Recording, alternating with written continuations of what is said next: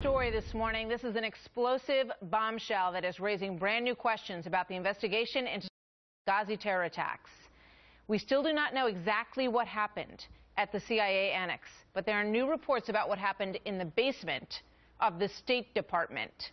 A former State Department deputy claiming that those associates, close associates of Hillary Clinton, were involved in scrubbing documents before they were handed over to the Accountability Review Board, who looked into all of this. Utah Congressman Jason Chaffetz is here to respond to these new allegations.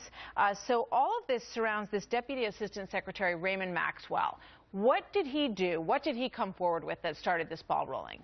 Oh, roughly a year or so ago, he came in and met with myself and Trey Gowdy, and he told this story that he's been very consistent about, which is that the Accountability Review Board was supposed to have unfettered, just total access to all the documents.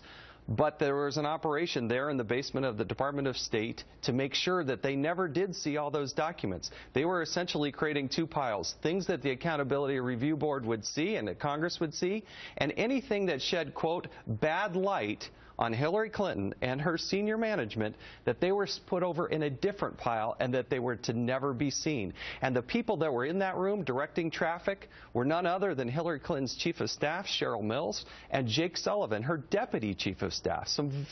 It doesn't get any more high-ranking than that. So Raymond Maxwell, the Deputy Assistant Secretary of State, claims that in the basement of the State Department, when the Accountability Review Board requested every document, and we all know that's the way it works in legal situations, you have to turn over absolutely everything, that Cheryl Mills, who everybody knows, Cheryl Mills' name, told Raymond Maxwell that that's what they were doing, that they were culling out the things that could incriminate Hillary Clinton?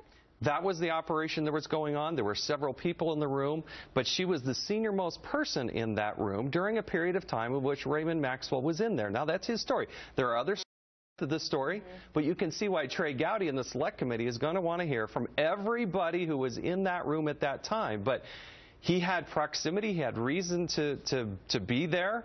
He did show up, as best we can tell, and it's something that the Select Committee is going to have to investigate. What's the other side of the story saying about what happened? We haven't heard from them. We have always been asking. At the time, it was the Oversight Committee, and it was asking for all the documents. That, to me, is as easy as let's go ahead and push print for anything that says Benghazi. But the Congress has never, ever gotten everything from the State Department. They've never certified that they've given everything to Congress. Here, more than 2 years after the fact. Why is that? No, they've said we've had hearing upon hearing. We've turned over thousands and thousands of pages of documents. So, I mean, the question now is what happened to Pile B that wasn't given over? What the State Department has never said is they've never said that they've shown us all the documents. And so to have somebody as senior as Ray Maxwell, a very distinguished career. In fact, they highlighted him as maybe one of 4 people that they concerned about maybe should have some disciplinary action. They found none. They found none. They said that he hadn't maybe read all of the intelligence. He was pretty candid about that. But ultimately, the State Department, remember, with Benghazi, nobody was ever fired. Nobody ever missed a paycheck. Nobody was ever dismissed. Nobody was found at fault. And so his credibility, I think, in our mind, went much, much higher. And for him to say that Cheryl Mills, the chief of staff to Hillary Clinton, was telling them not to provide these documents. Is he going to testify to this in front of the American people as his hearings move forward, which start this week on Wednesday? At some point, he's obviously going to speak to the committee, and I hope to the American people. But what's happening on Wednesday is not specific to this. This came up rather suddenly. It wasn't planned. Has Cheryl Mills responded to this story? Not that I have, not directly to me, and that's for Trey Gowdy and the Select Committee to pursue. All right. Big development. Yeah. Jason Chaffetz, thank you very much. Good to have you with us. We'll see where this goes, and all that gets rolling. We've been watching and waiting for Trey Gowdy's report to come out. All that gets started on Wednesday, right here in America's Newsroom.